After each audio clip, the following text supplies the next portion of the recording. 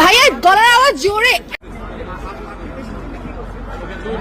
কোটা আন্দোলন নিয়ে চুপ থাকায় কানাডায় একের পর এক প্রশ্নের সম্মুখীন সাকিব আল হাসান।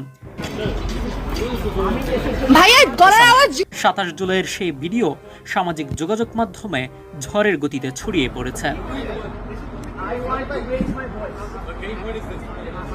প্রসঙ্গত, কানাডায় গ্লোবাল টি-20 লিগ খেলতে আছেন সাকিব আল হাসান। তিনি মাঠ মাতাচ্ছেন বাংলা টাইগার্স মিসিসিউগার হয়ে। সেই দলের হয়ে ম্যাচ শেষে সাকিব তার কিছু ভক্তদের অটোগ্রাফ দিচ্ছিলেন। এরপরই এক ক্রিকেট ভক্তের নজরে আসেন সাকিব।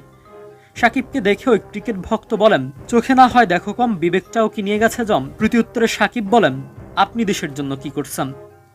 এরপর এস এম নাবিদ ইকবাল নামের ওই ভক্ত বলেন, আমি তো আর এমপি না, আমি আমার পরিবারের খেয়াল রাখি।